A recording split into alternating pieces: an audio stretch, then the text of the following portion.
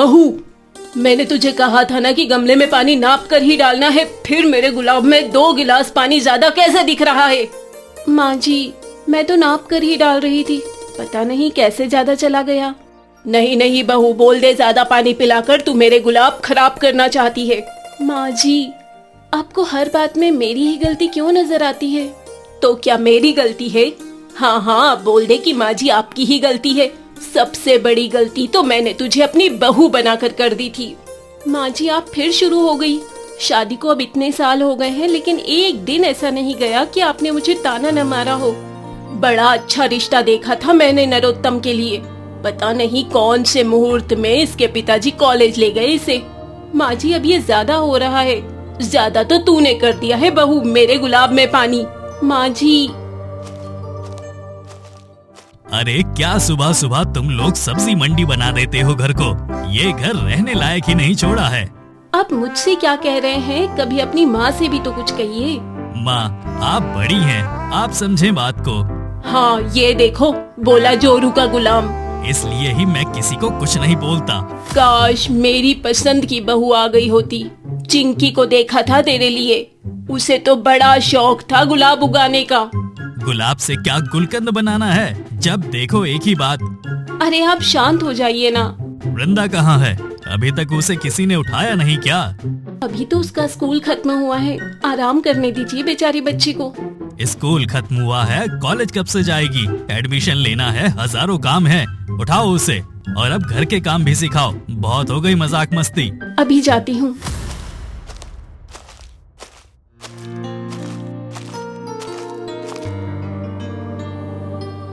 बेटा उठ जा, पापा गुस्सा कर रहे हैं। वृंदा, वृंदा, ओ वृंदा उठ।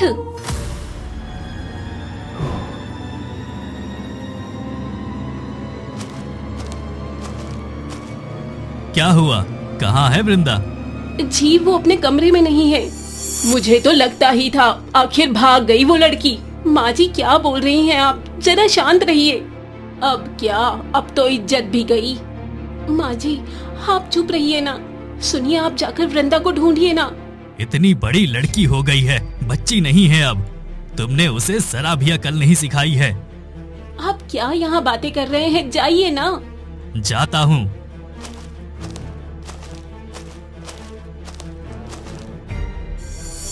मैंने तो कहा था लड़की को ज्यादा पढ़ाओ लिखाओ मत, लेकिन सुना नहीं। अब देखो, उफ, इनके घर में फिर से नाटक शुरू हो गया। हे भगवान, कैसा घर दिया है मुझे, रोज कोई न कोई नया ड्रामा। अरे अरे, यहाँ वहाँ कहाँ देख रहे हैं? यहाँ हूँ मैं, चौंकिए मत। मैं ही तो हूँ जो इतने समय से इस घर के लोगों के नाटक देख रही हूँ, और हर बार ये लोग अपने कामों की वजह से मेरा खाना पानी भूल जाते हैं। हे भगवान, अरुणा बेचारी को चारा ही नहीं दिया, एक गाय भी नहीं संभाल पा रही हो। गौशाला भेज दो उसे। माँ जी, आपको हर बात के बीच में बोलना जरूरी है क्या? तो फिर जाओ ना, ध्यान रखो अपनी गाय का। हाँ हाँ, जा रही हूँ।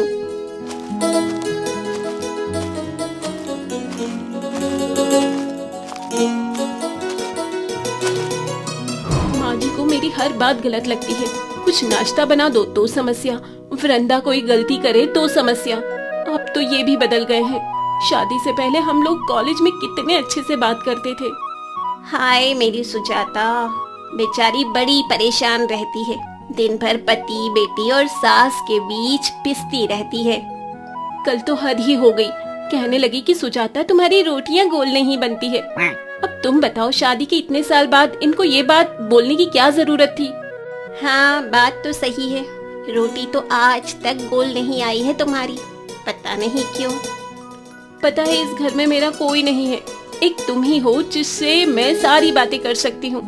तुम ही हो एक मुझे समझती हो। सच में सुजाता, अगर मेरे बस में कुछ होता तो मैं जरूर कर देती। पता नहीं ये लड़की कहाँ चली गई है। इसके पापा इतना गुस्सा करते हैं फिर भी नहीं सुधरती है। अब चारा डाल भी दो, मुझे बहुत भूख लगी है। लगता है वृंदा आ गई। और ये क्या, ये राजू चाचा इसके पीछे पीछे। चाचा, आगे से ऐसा नहीं होगा, जाने दो ना। नहीं नहीं, अब तो तेरी शिकायत करके ही रहूंगा। तुम्हारे लिए थोड़े ना अपना बगीचा खड़ा किया है। कैसी बात कर रहे हो चाचा? समझो ना, एक इमली ही तो ली है। एक इमली नहीं, 1 किलो तोड़ी है तुमने। आज शिकायत होकर ही रहेगी। नहीं चाचा प्लीज, आपकी बेटी जैसी ही तो हूँ। अरे देखो ना, आपकी कोई बेटी नहीं है, मैं आपकी बेटी जैसी हूँ, बल्कि बेटी ही हूँ। आप मेरे लिए इतना तो कर ही सकते हैं ना। अरे अरे, कितनी ड्रामेबाज लड़की है। चाचा देखो मेरे मासूम चेहरे को, बस थोड़ी सी इमली ले ली तो आपको इतना गुस्सा आ गया। हाँ तो गुस्सा नहीं आएगा क्या?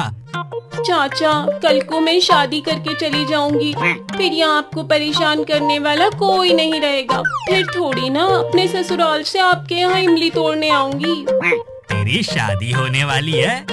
हाँ चाचा, अब ज्यादा दिन नहीं बचे हैं। पापा ने कहा है 12th हो गई है, अब शादी कर देंगे। इतनी जल्दी? आप तो जानते हो ना पापा को कितने गुस्से वाले हैं, और आप मेरी शिकायत करने वाले हो, वो मुझ पर चिल्लाएंगे। नहीं नहीं, ऐसा नहीं होगा। मैं चलता हूँ बेटी। हाँ, आप बहुत अच्छे हैं राजू चाचा। देखा कैसी एक्टिंग करती है ये। शादी का तो ऐसे बोला है जैसे कल ही बारात आनी हो। वैसे बात तो सही है, वृंदा खूब परेशान कर लेती है अपने घर वालों को। अभी अंदर जाएगी, फिर देखना क्या होता है। अरे अब क्या टेंशन लेती हो, भाग गई तुम्हारी बेटी किसी के साथ। माँ जी अब आप शांत हो जाइए, मुझे कुछ और नहीं सुनना है। दादी आप ये क्या बोल रही हो, मैं भाग गई है? नहीं तो मैंने तो कुछ ऐसा नहीं कहा, मैंने साफ साफ सुना, आपने अभी कहा कि मैं भाग गई। भागी नहीं तो कहाँ गई थी? मैं तो राजू चाचा के बगीचे से इमली तोड़ने गई थी। अब झूठ बोलने के साथ साथ चोरी भी शुरू कर दी। क्या हुआ जी, ऐसे क्यों कह रहे हैं आप? अभी रास्ते में मिले थे मुझे राजू चाचा, क्या बोल कर आई है उनसे? बता बता क्या बोला?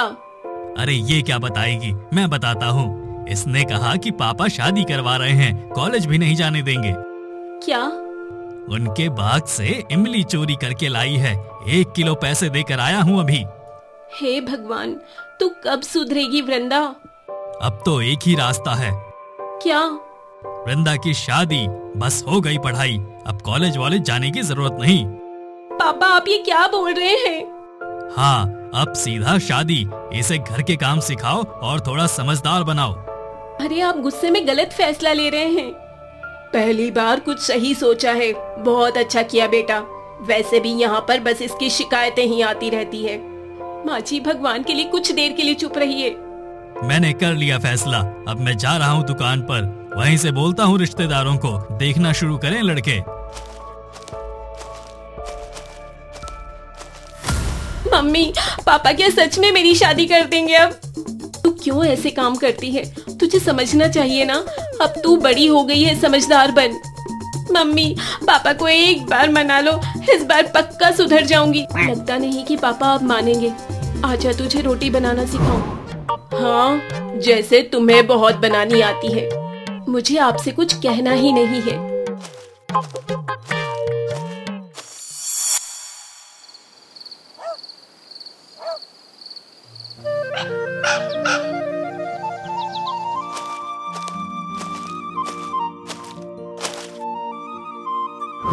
बहुत गुस्सा किया आज तो इन्होंने।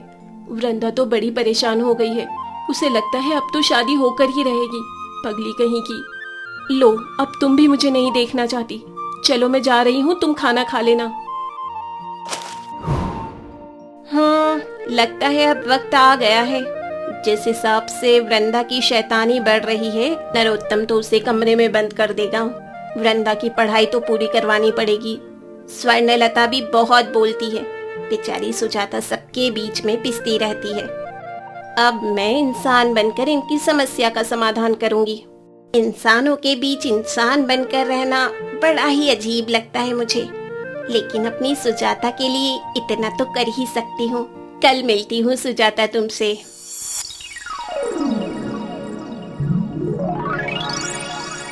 अरुणा की नजर सुजाता के घर पर टिक जाती है।